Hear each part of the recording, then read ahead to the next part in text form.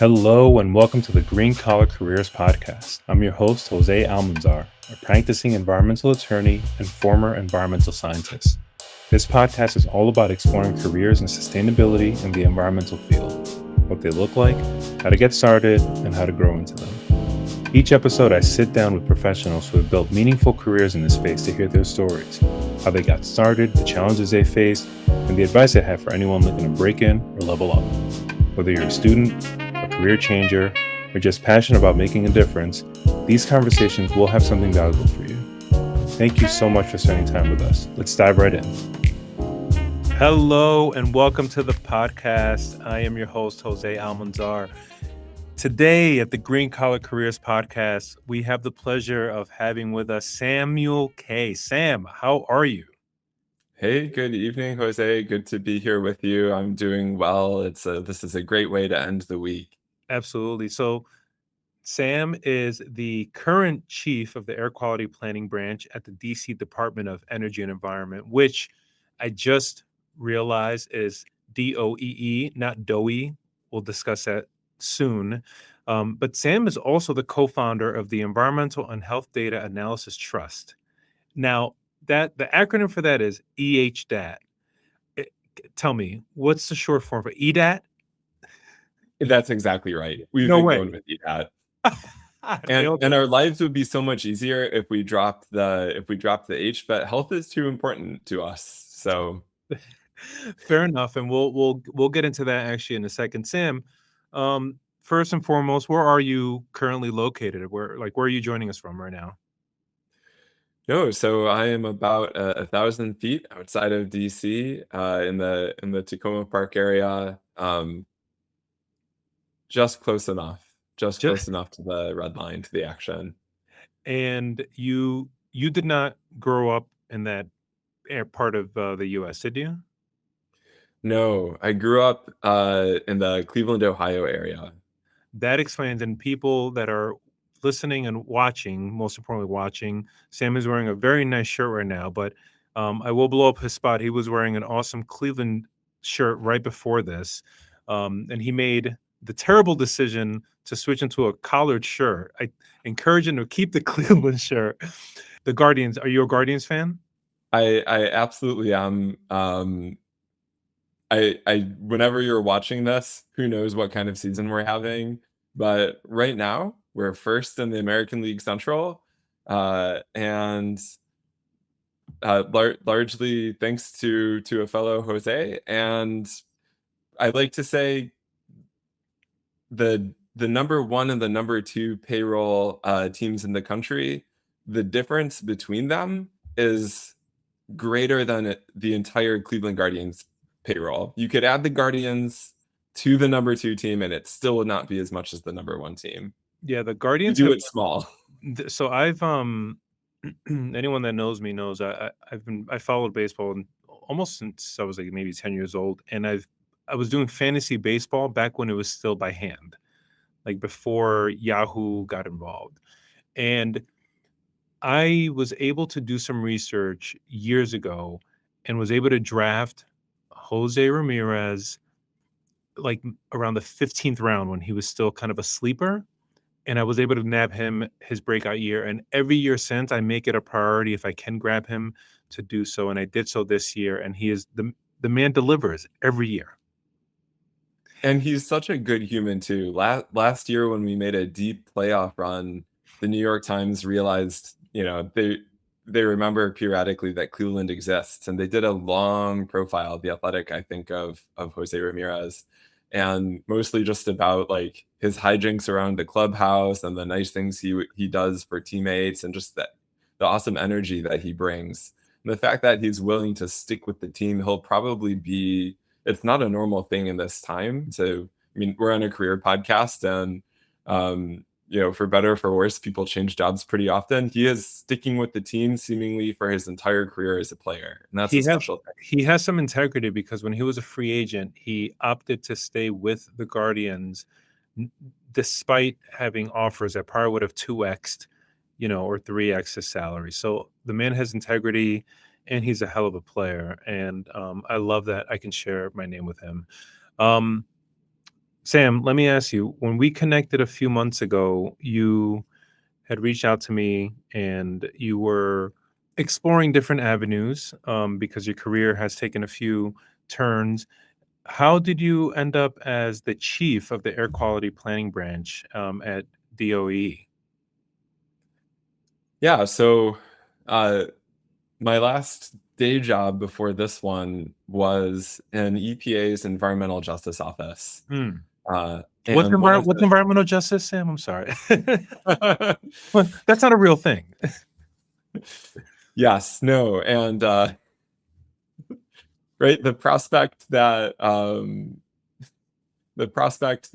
the conditions to have an enjoyable life, quality of life, a safe environment should be available in general and also available to everyone. Apparently, that is not as universally obvious as one would really hope that it is. There's some questions there about humanity, but yeah, you know, folks may or may not be familiar that under this Trump 2 administration, the first full day, there were executive office orders targeting DEI work, including EJ work.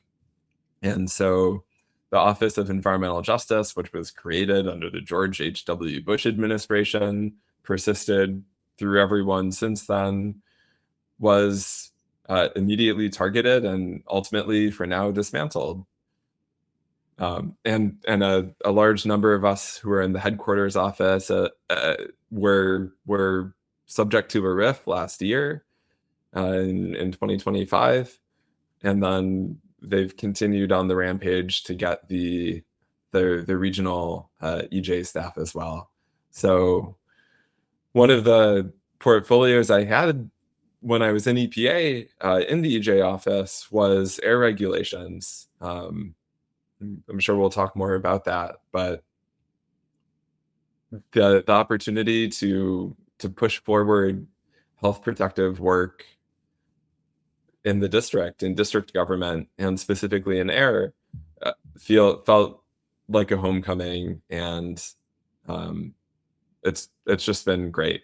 So what is the what does that branch do? I mean, I can imagine and I can probably hypothesize as to what the air quality planning branch does for DC DOEE, but in your words, like what is your mission? So, like the Cleveland Guardians, the air quality division, the air quality planning branch are small but mighty. And I think we might be one of the only air regulatory bodies in the country that, at least for the purposes of the Clean Air Act, is a state. DC needs to work on that for other purposes, but as far as the Clean Air Act goes, DOEE is a state agency. Insofar as we do things like prepare and submit state implementation plans. But we're also a local government. DC is also a city. We have a mayor.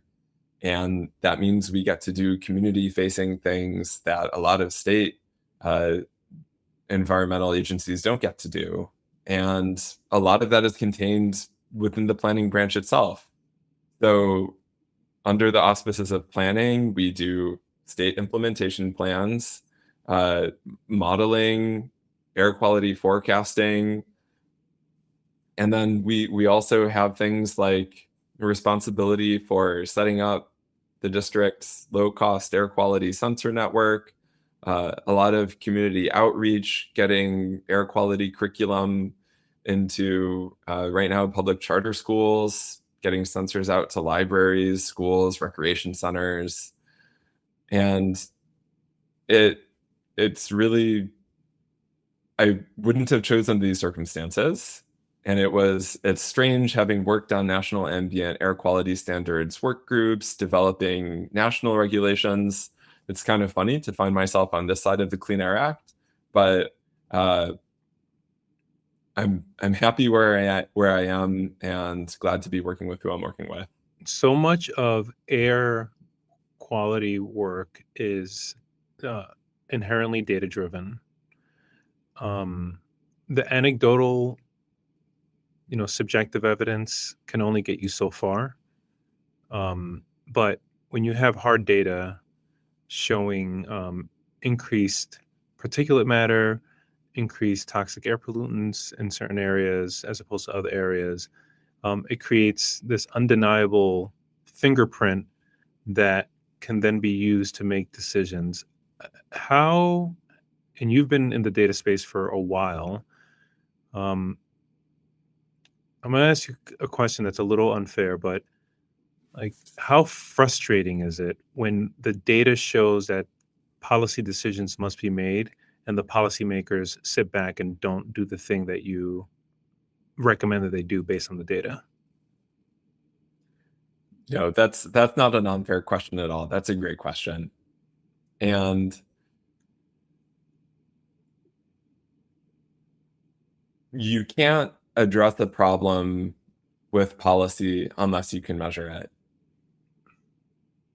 And you can't measure it if the science isn't there, or in many cases, if your authorizing legislation isn't telling you to look for it. So for the purposes of something like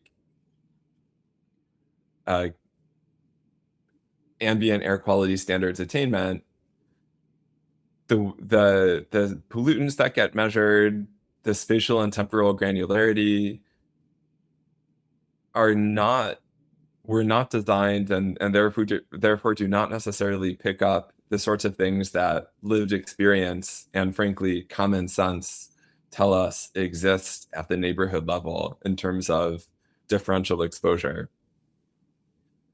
And it means that with the current set of policy tools that we have, regulators, in order to make health protective decisions, sometimes need to not take absence of evidence on the first cut of data as evidence of absence. Communities far too often are the ones who are put in the position of needing to push for that second look. But it's a core part of the mission of health and environmental agencies to protect the public and to go out and find the data that they need to be able to do that. Yeah, it's and finding the data and then making sense of the data are two obviously completely different things. And then storytelling around the data is a completely different skill set that many times, and you might attest to this, but many times the sciencey heady people, wonderful people out there that are like not very good at storytelling. And so I've come to appreciate good communication around data. All right, staying on the data topic, tell me about EDAT. Like, you started that in August 2025, but I can't imagine that in July of 2025 you were like, all right, I'm good. Like, the idea didn't start in July of 2025. Like, kind of walk me through the genesis of that, and what is EDAT? What do you do?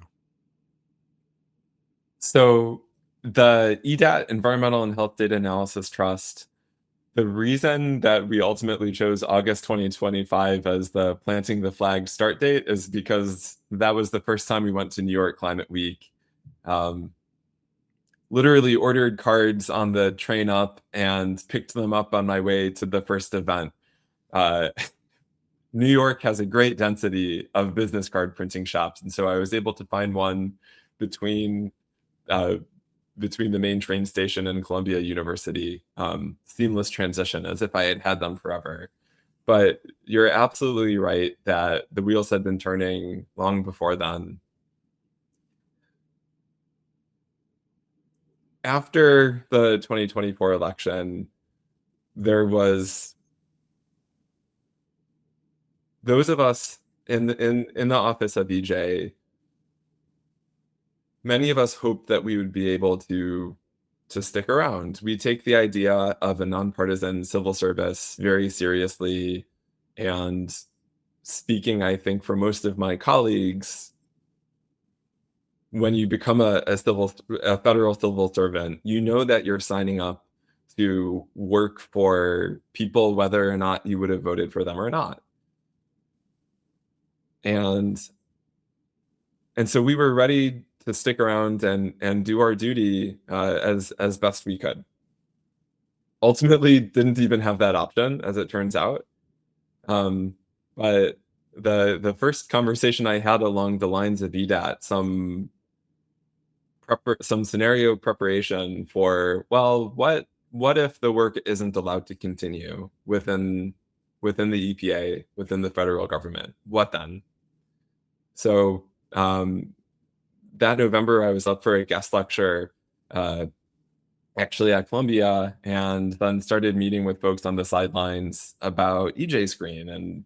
And although I was in the same division that put out EJ Screen, that team is led by my EDAT colleague, Tai Lung, and Matt Lee and others were working on it. It was actually to the side of my work. I more had a cumulative impacts portfolio where we were thinking of future iterations of what environmental and health screening and screening tools and data analysis might look like. But that was where I first thought, hey, if this can't be in the federal government, what's the next best place so that state agencies, tribal, territorial, and local governments can still use this tool or a tool like it that for over a decade has just gotten embedded in more and more and more decision processes in all of those places because it's so useful. And it makes bringing into focus the differential impacts and differential vulnerability and susceptibility to environmental burdens, it makes it so much easier than if you're trying to just pull from disparate data sets and you need to reinvent a whole new machine every time for bringing those things together. So when we were put on administrative leave, then as I talked about earlier, and then when we found out that, effective in August of 2025, our office would be subject to a reduction in force, to a RIF, we knew that both ourselves, our own work, and then the work that we had been doing would all have to continue outside of the federal government. And so with that RIF and with New York Climate Week, we had the clarity to choose a name and start moving that effort forward. Yeah, from the ashes, you rose like a phoenix and have continued to soar. EJ Screen, for anyone who did not have the privilege of using EJ Screen when it was functional, it was an incredible tool, decision-making tool, not just for government agencies, but also for private practitioners like myself and decision makers in both corporate and non-corporate America, because as Sam described, it takes so much information, so many different data sets, and it allows you to then tell a story about a community, and then you can make decisions of real-time decisions about what you're thinking of doing operationally or with a development or a project. Anyway, I know I'm preaching to the choir, but I'm so glad that you and your colleagues had the gumption and the wherewithal to and the courage, frankly, to do this. No one forced you to do this. It was something that you felt you were compelled to do, and I'm putting that on you, but I'm pretty sure that's how you felt, because it's a huge undertaking what you did and what you're doing, I should say. All right, I'm gonna take me back to Cleveland, growing up there. Like, what was that like? What was your childhood like? I'm sure you didn't have this awesome mustache as a 5-year-old, or maybe you did, but what what was your childhood like in Cleveland? So Cleveland in terms of the environmental movement, growing up in Cleveland, it's impossible to not hear about and think about fairly often the notorious fire, and actually it was several fires, a couple of dozen, I think, on the Cuyahoga River back in the mid 20th century, and through the 1960s. I'd like to think that it gives us some credit for the creation of the EPA and, in that case, the Clean Water Act, Safe Drinking Water Act. But Cleveland, there's rightfully a Rust Belt mentality. There's a Superfund site every, you can't spit without hitting one. You go to the west side to see friends, and you're going to go past all of the steel mills with giant flares. But Cleveland also has really vibrant immigrant communities, of which on my dad's side, he came to the U.S. as a stateless refugee. He became an immigration lawyer. And so both our own immigrant community and then those of kind of the Rainbow Coalition of his clients, many of whom, when they became citizens and didn't need his services anymore, became friends. Cleveland is such a vibrant place in that way. Were childhood in Cleveland, I'm sure you have many vivid kind of experiences of and interactions with the environment, but is there anything that stands out from your childhood with respect to kind of just the environment generally? Yes, I will admit that in hindsight, I was an environmental nerd early on. And I think it was when I was going into 6th grade, I wrote a letter to the editor of the local paper about opposing fossil fuel development under Lake Erie. I think either it was drilling or a pipeline was under consideration at the time. And so I thought Governor Bob Taft needed to hear from me on this issue. And that came from, I got to be involved with scouting. One of my first jobs, aside from being a janitor in a local park, it was nice to be in the park, but I also worked a few summers at a scout camp in the nature center, teaching classes on environmental science. So the fact that both being an educator and doing environmental work were in my future, I guess, would have been abundantly clear in hindsight. Yeah, you fooled no one when you went into the line of work that you went into based on your childhood, it sounds like. So you had this pull, this itch as a kid, for whatever reason, and for people, it's different things. For I'm seeing I have 3 kids, Sam, and my daughter, my middle one, she's 8 years old, and she's kind of dance inclined, and I'm seeing there's a passion in her and dancing that for I love to see, and kind of seeing each of them kind of develop their own interests and their personalities. For you, you had this thing with the environment, and I guess it hasn't left you since, huh? Yeah, and I had really special teachers as well. Mm. One of them, a middle school social studies teacher, had a bunch of us doing research on the state constitution, unconstitutional way that public schools get funded in Ohio, which is with property taxes, which leads to really ridiculous gradients of opportunity within really short areas.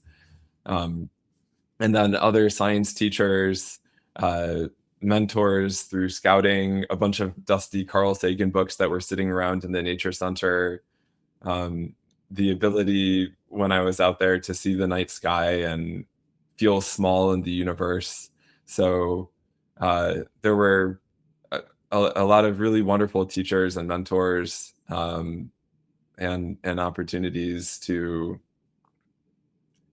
have that world of the environment opened up to me. Do you have an appreciation, obviously, for educators? You wouldn't have mentioned that just now if you didn't. And I'm not surprised. You were a professor for quite a large part of your career, and in many ways, I imagine that part of you never really leaves. You just wear a different costume above it, but beneath it all, you're still a professor. You're still teaching, educating. Um, what was it challenging or difficult for you to leave academia and head into kind of a non-academic role? Because you were a professor, or associate professor for a number of years, right? Yeah, so right out of my PhD, I was an assistant professor at the University of Minnesota Duluth, and then the fellow loved the Pacific Northwest and had a similar job at the University of Washington, and then came back, came back east to, for the first time for me, DC, once again, following love, for a AAAS fellowship, which was what got me started at EPA. I was in the Office of Research and Development before I was in the Office of Environmental Justice, and I will say, I haven't totally left academia. So EDAT, we're building it in part in association with and within the Department of Environmental Health and Engineering at Johns Hopkins. So I'm a Hopkins affiliate. So anytime I want, I can go into that inbox and see all of the faculty emails that I don't have to pay that close attention to, which I would have when it was a full-time thing. But the big difference and what's been really rewarding about moving to the applied side of that research that I was doing when I was, more purely in academia. If I have a research question and I'm in academia and I want to inform policy, I have to go find the relevant agencies and find the communities and get the data, get the funding, bring it all together, hope that if the research is good enough, that it also happens to be relevant in the right moment for something to happen in the agency. And gosh, it's really just a whole lot of steps.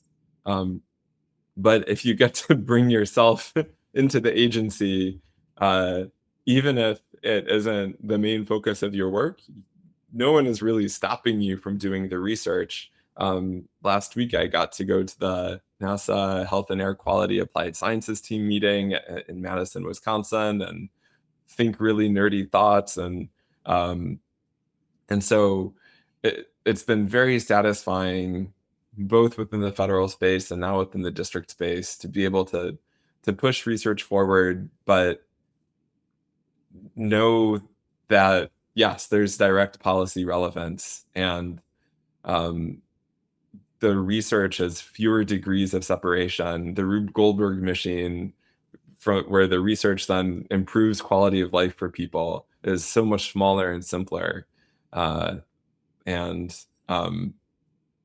so it feels more like actually an addition of other things. And it's nice to be able to teach when I want to teach and publish when I want to publish, but I don't have to do either. And that makes them both that much more enjoyable. Before we continue, I want to take a quick moment for those of you listening who might be thinking, I want to work in this space, but I don't know where to start. If that's you, I created something called the Green Pivot Map, a simple 90-day framework to help you clarify direction, translate your existing skills, and take strategic action toward environmental or climate work. It's not about going back to school or starting over. It's about positioning. If you'd like a copy, just message me Pivot on LinkedIn or shoot me an email at jose@josealmanzaresq.com. Or you can also check the link in the show notes. All right, let's get back to the conversation. research and writing are at the crux of so many professions. Just those skills, certainly as a lawyer, and you being married to one, that it's a significant amount of time we spend is reading, researching, and writing.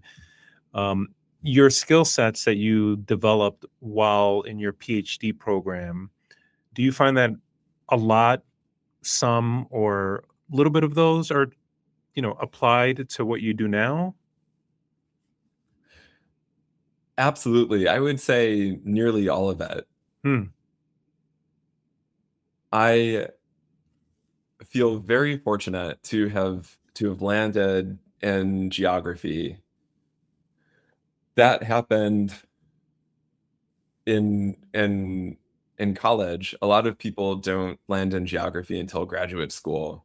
But again, I have really outstanding professors and mentors to thank for making opportunities available and then showing me that this discipline existed. And the reason I say um, to pursue any discipline can be a wonderful thing. Um, the reason I say I feel particularly lucky about geography is it is really right at the border of the physical and the social sciences. And if you can manage to sort of hold both of those spheres at once and be just dangerous enough in both of them, but then think in an interdisciplinary way, uh, then you can understand something like air pollution, both from the perspective of literally atmospheric modeling, fate and transport, meteorology, the photochemistry that gives us ground level ozone. Um, but then also the fact that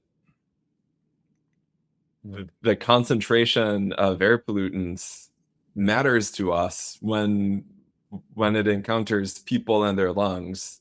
And there's this whole messy thing, society, that in ways that the physical sciences don't quite have the tools to address or characterize, but the social sciences do, create patterns of inequity where, wait a minute, people with XYZ sociodemographic characteristics are sure living a lot closer to these sources of environmental harm than people with other characteristics. Um, and and by the way, people have different capacities uh, to deal with things like environmental stressors. And if you're designing a health survey about cancer or asthma diagnosis, are you even reaching the right people? Have you accounted for the fact that a lot of people don't have health insurance or think for good reason at certain times that it's not a good idea to answer questions from the government or to answer questions from someone, a stranger with a clipboard? So the getting to see across both of those domains has really been quite rewarding. You know, I've never, and forgive me for admitting this, and I don't want you to take offense, Sam. I think you're the first geography major or person that's specialized in geography that I think I've ever had this in depth of a conversation with. So I'm genuinely and sincerely, fascinated by how. And I'm going to assume that you started college. Were you 18, maybe? Yeah. Yeah. Yeah.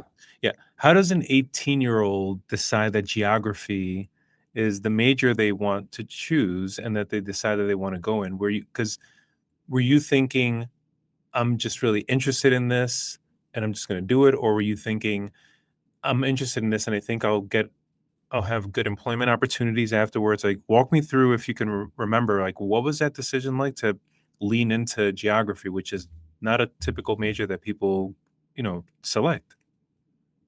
So at the time, I was thinking a lot about environmental issues. I was thinking a lot about climate change.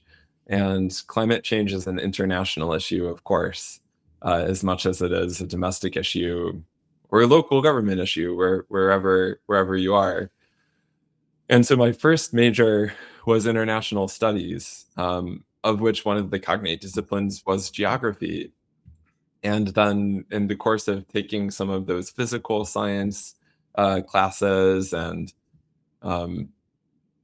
and then also some of the human geography theory, postmodern, post-structuralist, this and that kind of classes, really just caught the bug. So added it as a second major. And when it was through that program that I got to take a semester of my junior year, live in northern India, and intern for the Tibetan exile government's environment desk, which I guess was my first environmental agency of sorts. But at Ohio State, I was in a department of geography where people literally go to the glaciers, drill the ice cores. There's a freezer on Ohio State's campus that has some of the only ice cores from Kilimanjaro's glacier, which isn't there anymore. Yeah. And at the same time, a department that studies the societies that are relying on the meltwater from the glaciers, are going to be affected by the changing climate. And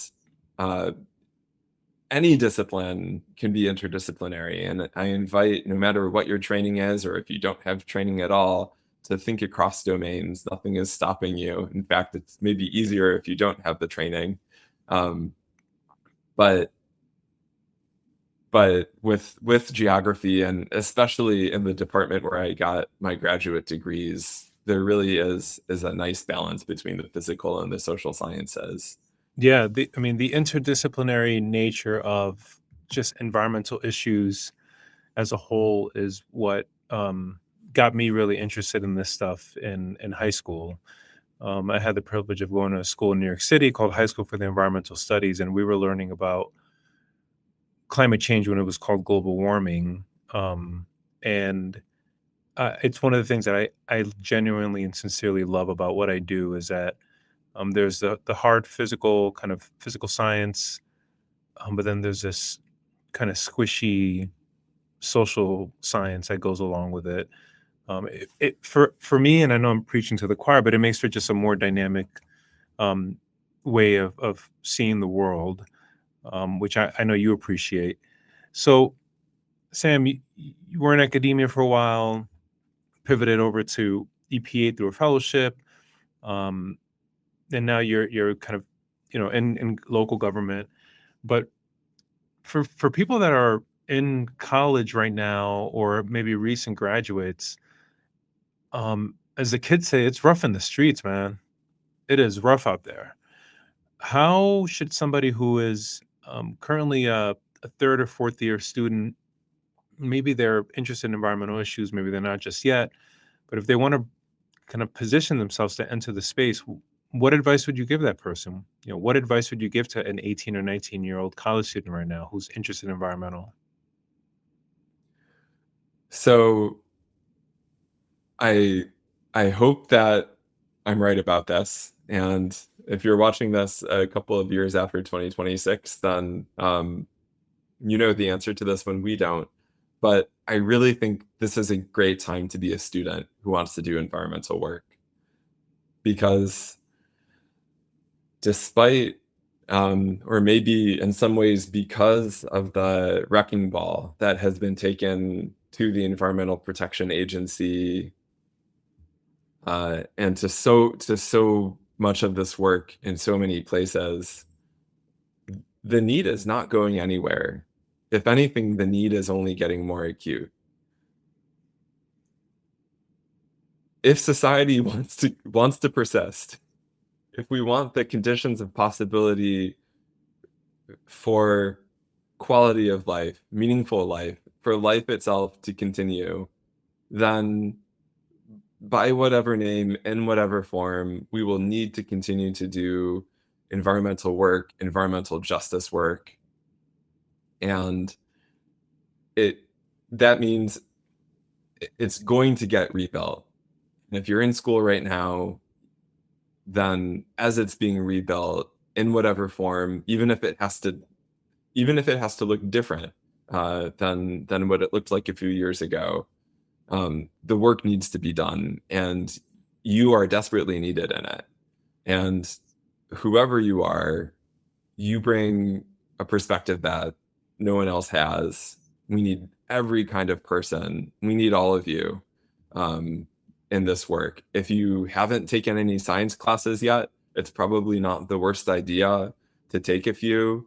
Don't be afraid to fail at them. I know that there's ridiculous pressure to have a perfect GPA. Gosh, I hope that the educational system gets over that, because it's such a terrible way of rewarding curiosity.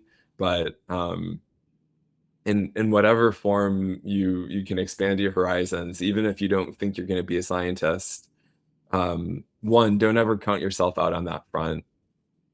A lot of my favorite scientists came to those careers very late in the game, including after their undergraduate degrees.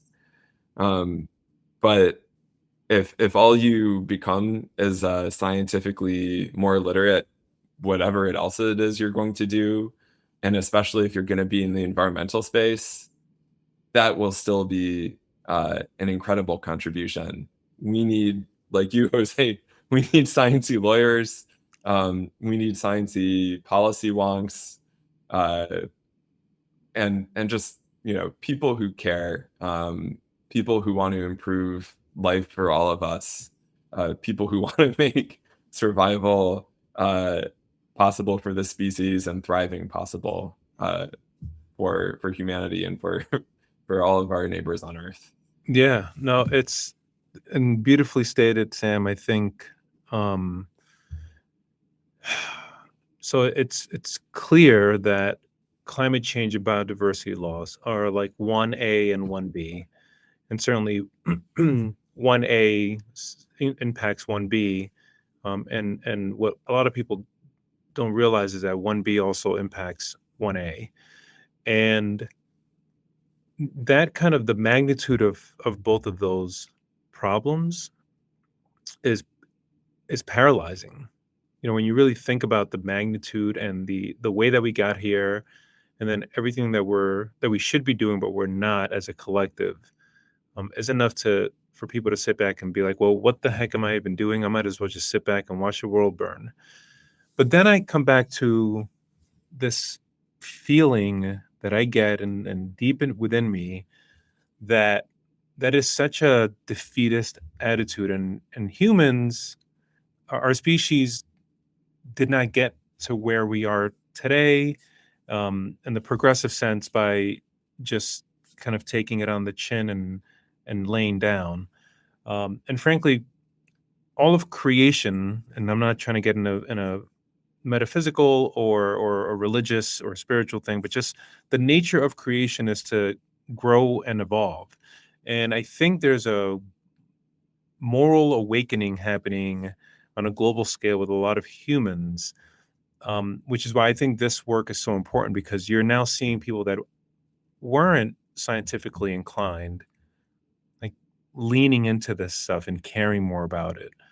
So anyone that's out there, that if you are a student and you don't think that you are a science person because whatever it was in high school you didn't do well in math, I'm going to challenge you to divorce yourself. That's just a limiting thought because you had a bad experience, or you maybe weren't properly, or encouraged, or you weren't curious enough, or people didn't encourage your curiosity. Sam, um, I'm going to push you a little bit, and let's go back to that third or fourth year college student who maybe is doing everything right. They're taking the internships, they're taking the classes, they're setting themselves up for afterwards to graduate, but they're still going to struggle to find work.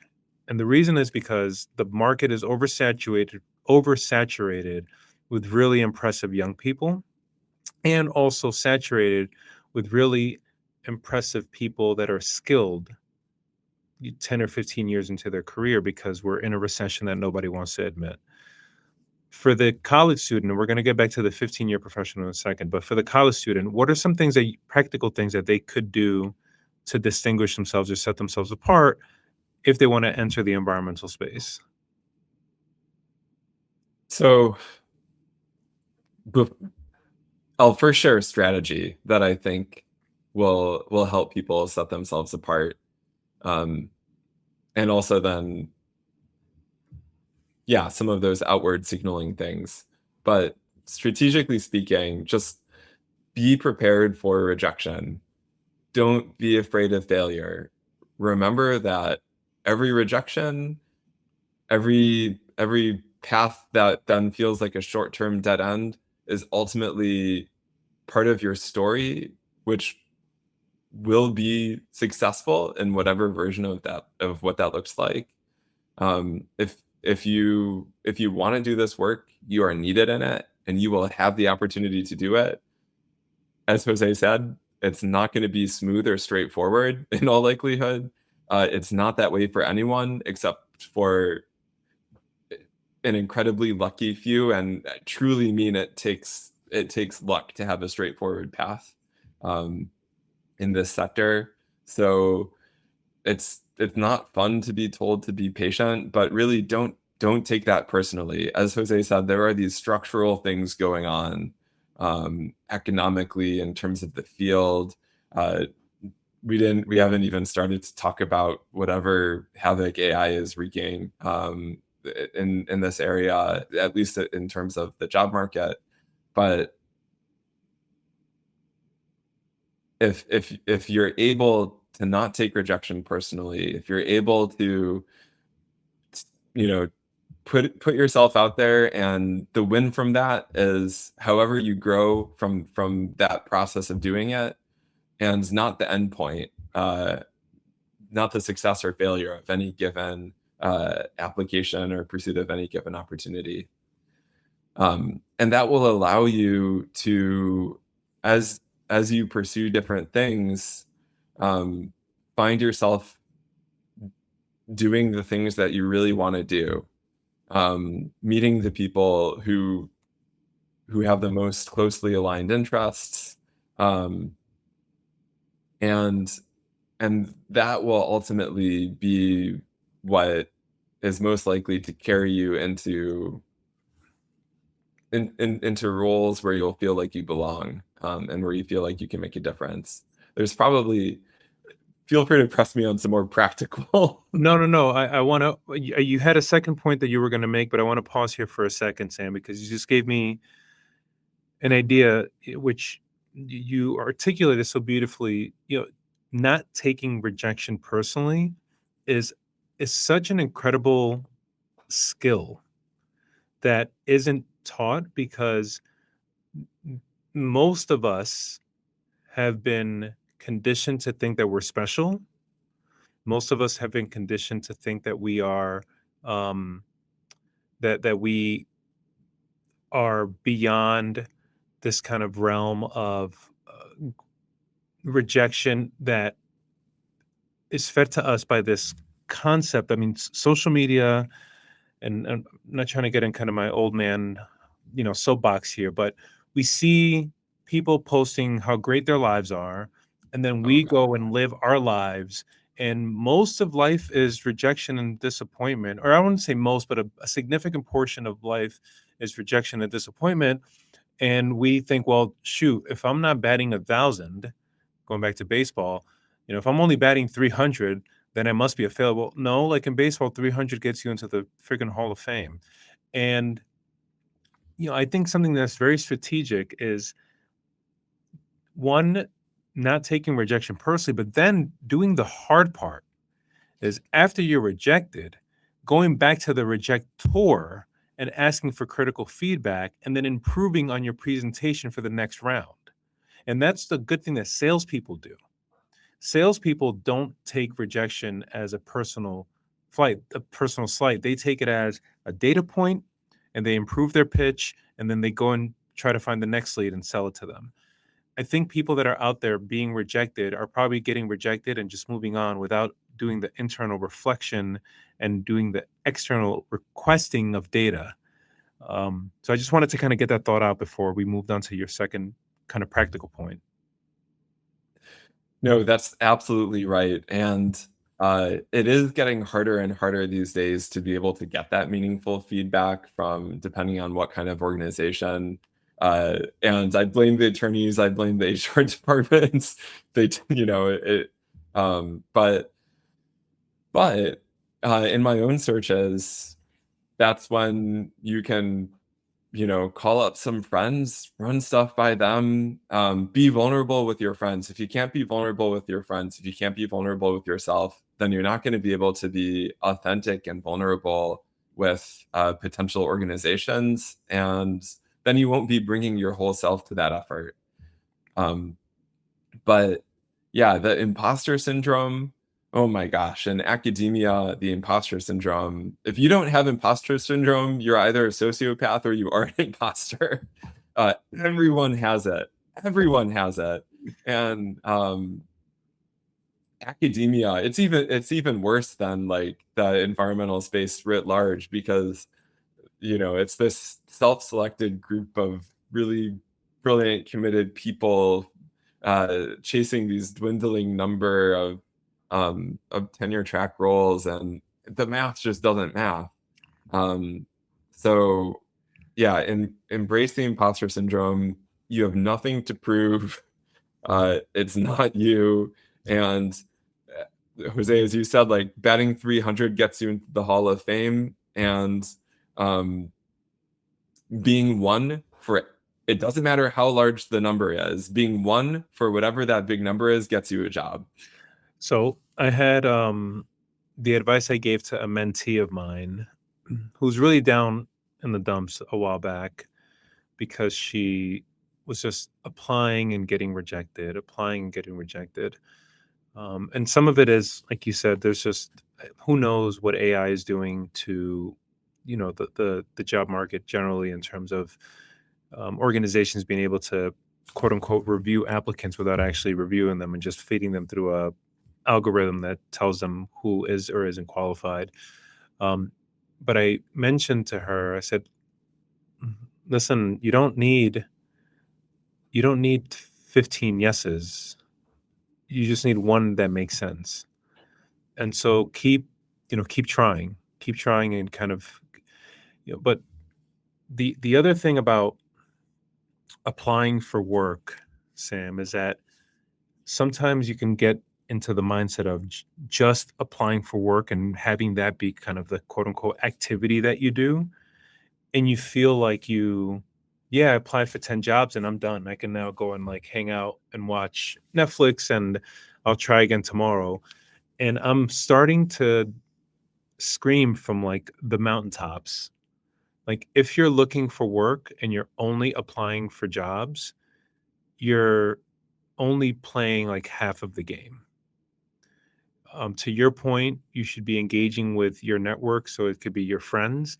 Like I can't tell you how many times I speak with people and I say, "All right, well, what are you doing for applying for work?" And they say, "Well, I'm on Indeed and LinkedIn and a few job boards." I'm like, "Okay, that's great. You're relying purely on luck. That's one approach. Are your friend? Do your friends know that you're looking for work and what kind of work you're trying to do?"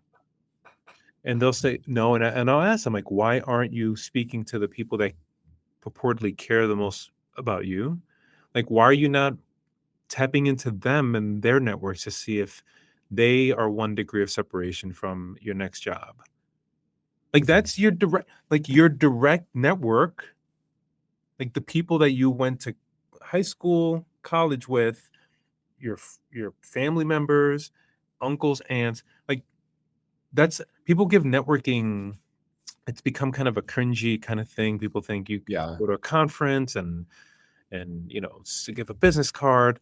Like Yeah. I want to get rid of the term networking. I think the term networking gives it this negative connotation. I want to call it nurturing relationships. Just nurturing relationships. Now, it takes work. Somebody that I haven't heard from in like 3 or 4 years, if they um all of a sudden they're like, hey, Jose, can you hire me?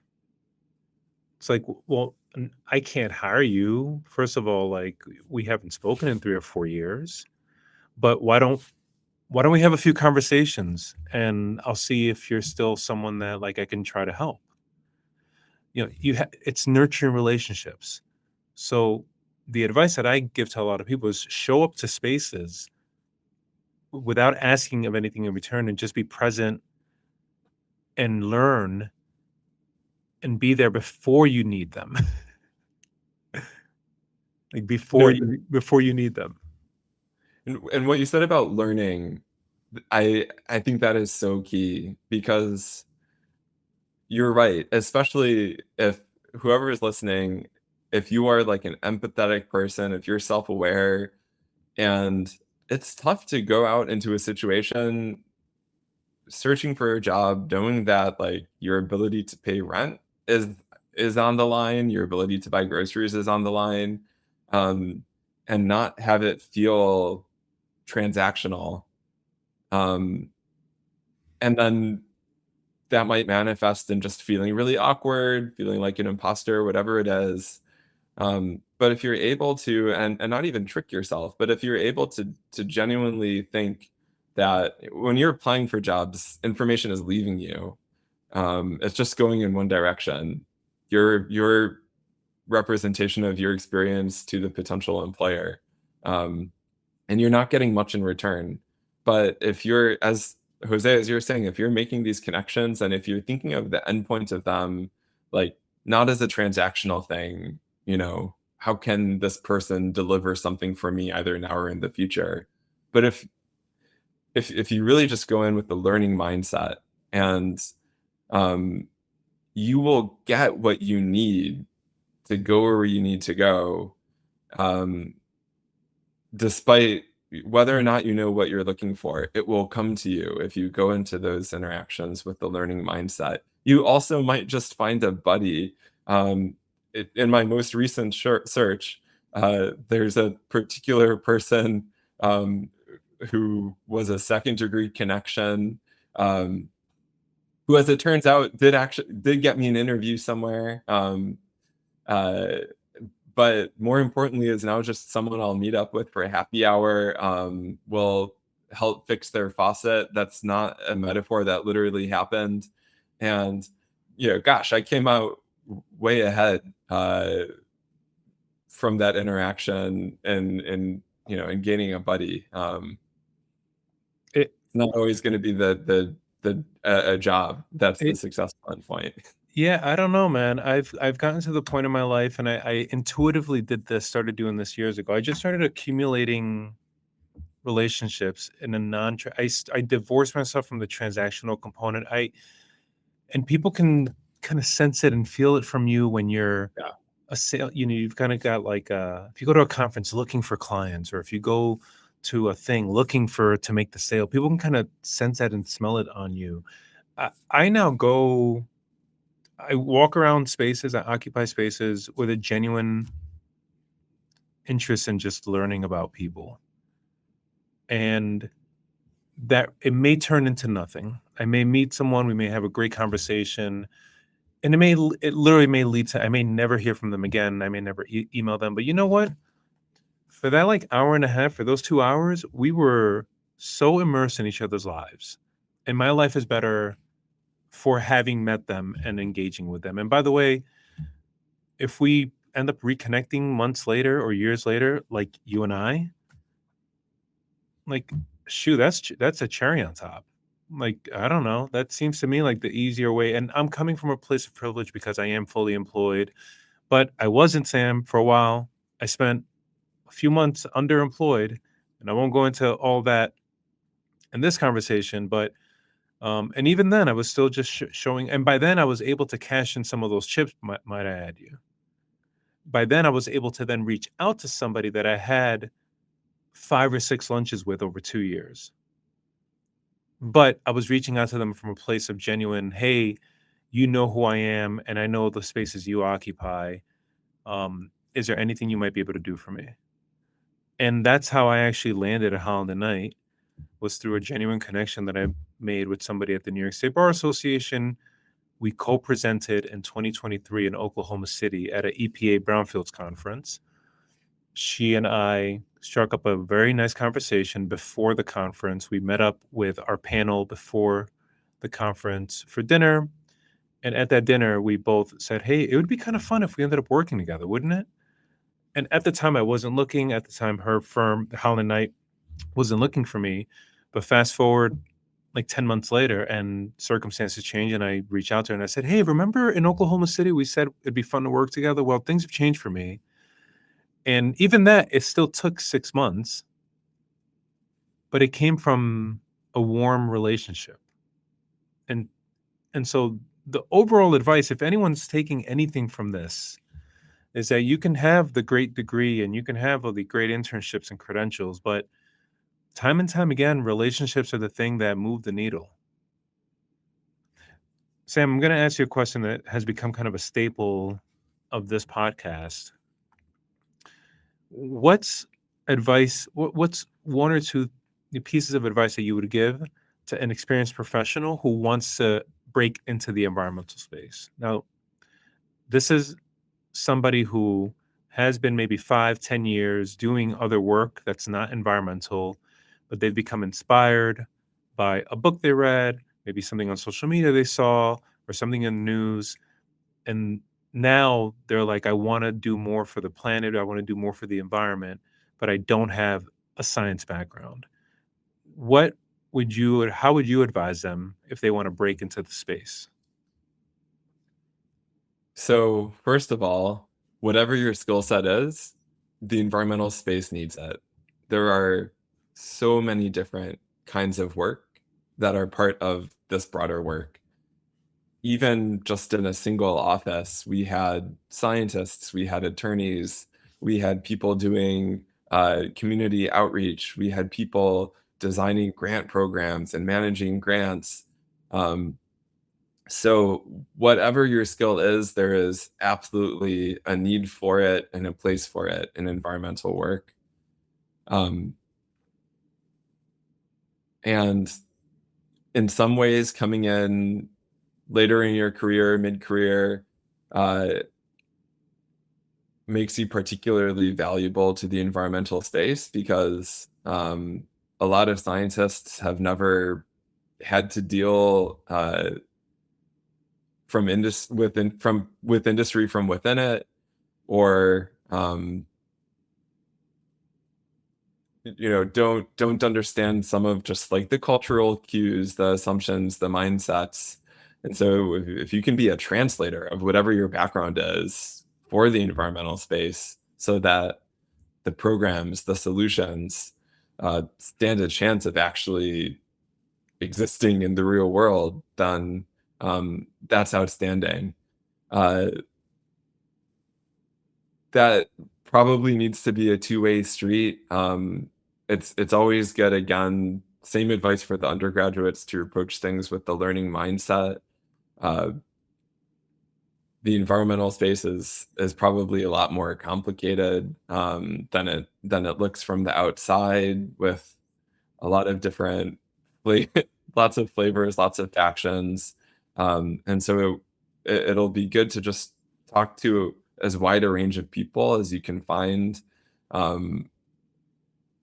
whether or not the org they're with or the background they have looks anything like your own, or looks anything like where you think you want to be headed. Both the mid-career folks and to the undergrads, I'm going to quote one of my grad school mentors here. I can't take credit for this. It's great. I wish I could, but just put yourself in the way of surprise. Just put yourself in the way of surprise. I love that. I want to end on that quote, but I'm not just yet, because I'm going to push you. And I know I don't want to say we're almost at time, but we've been speaking. I honestly, Sam, you have a way of presenting ideas in your demeanor. I could speak with you for hours, man. And I'm looking forward to seeing you. I'm actually going to be in DC in a few weeks, and I'll reach out to you separately about that. Nice. What's one thing that this 5 or 10 or 15-year professional could do today. Let's say they know they want to do whatever it is, wetlands ecology. They're just really passionate about wetlands. Let's use that as an example. Like, what's one thing that that person could do today to move the needle and start nudging them in that direction?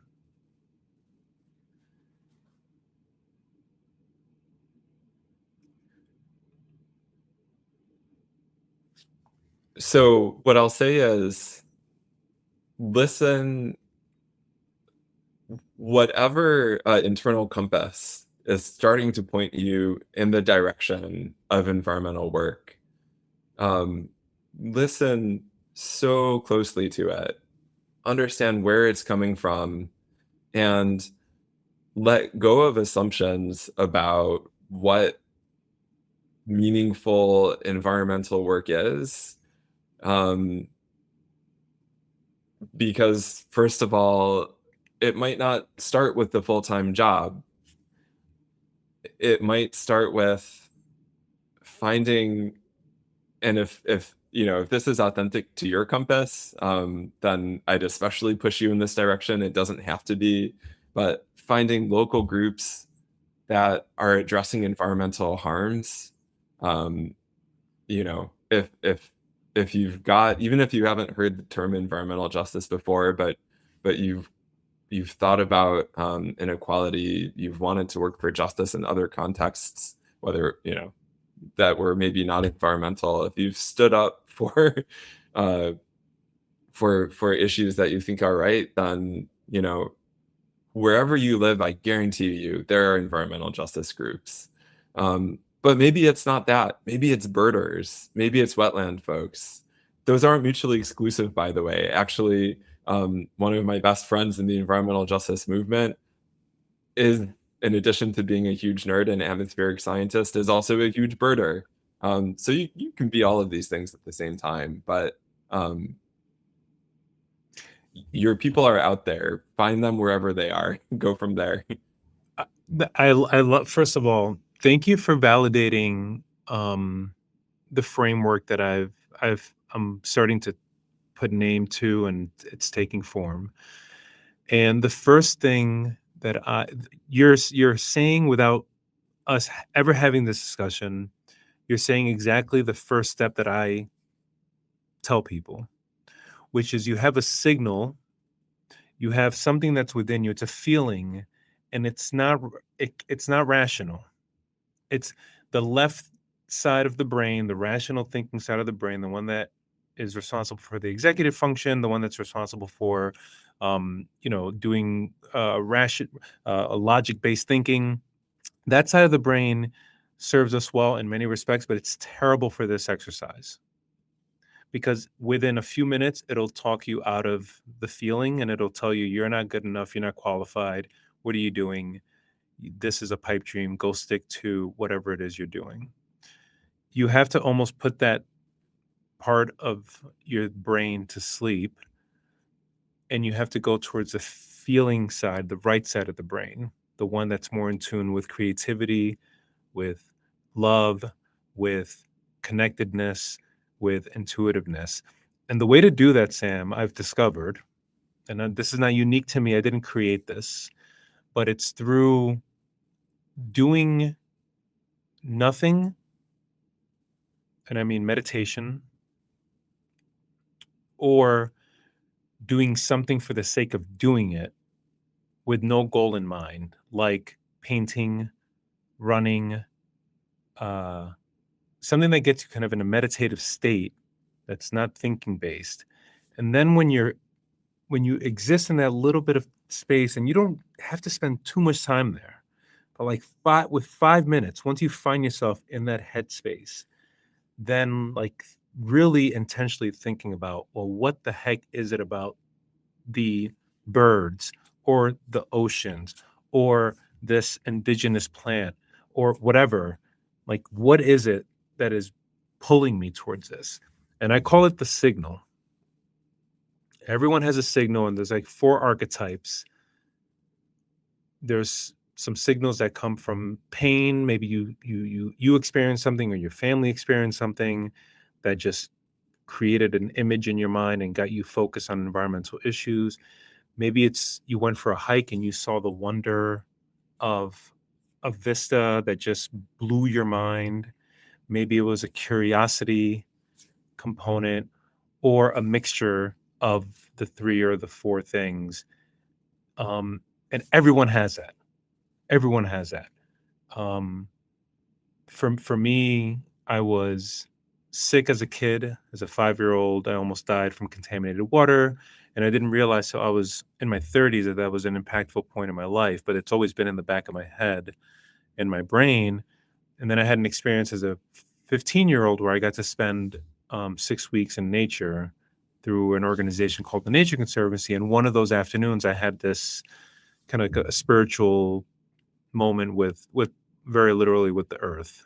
And so that was like my signal. And I haven't, for you, it was being a 6-year-old kind of, and for whatever reason, you had this thing that compelled you to write to the governor.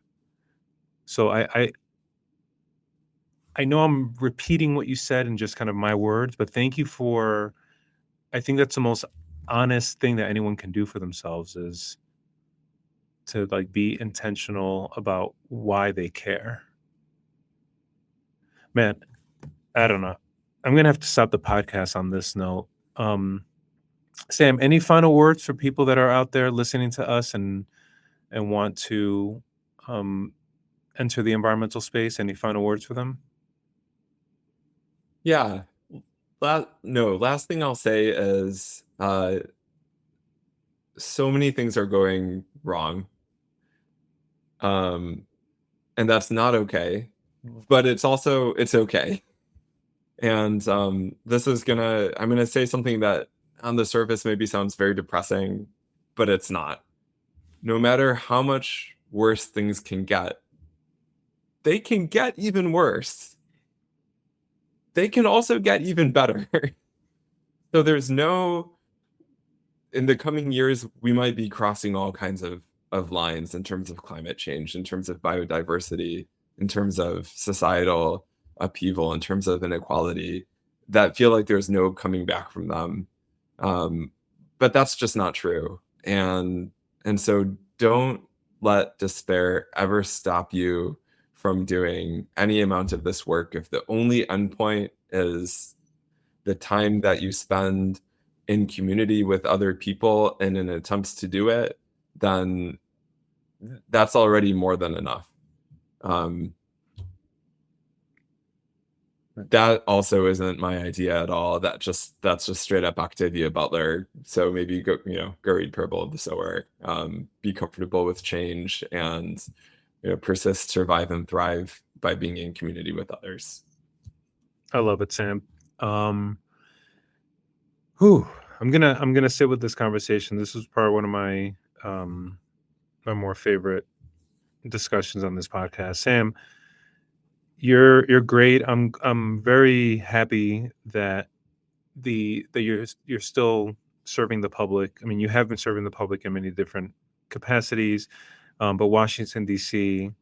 has a wonderful person in you, and they're lucky that you're leading their air program. I couldn't think of anyone else better for the job.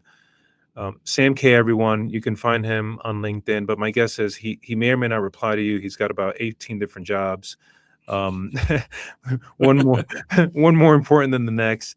But definitely find Sam on LinkedIn, or DC DOEE. We're going to start using that. DOEE. Sam, you have a wonderful rest of your day and a great evening. And I'm looking forward to seeing you very soon in DC. No, thanks so much for the opportunity to have this conversation. I really enjoyed it, and looking forward to seeing you soon. Go Guardians. Go Guardians. Thanks for listening to the Green Collar Careers podcast. If you're realizing that your current work no longer fits, or you're feeling pulled toward environmental or climate work, but aren't sure how to make the transition, you're exactly who this podcast is for. I've developed a simple framework called the Green Pivot Map. It's designed to help professionals reposition their existing skills and take intentional steps into environmental careers over the first 90 days. You can get a copy by messaging me Pivot on LinkedIn or visiting my website, josealmanzaresq.com, or you can use the link in the show notes. If this episode was helpful, please subscribe, leave a rating, and share it with someone else who's trying to build a more purpose-driven career. I'm Jose Almanzar. Thank you so much for listening. This is Green Collar Careers.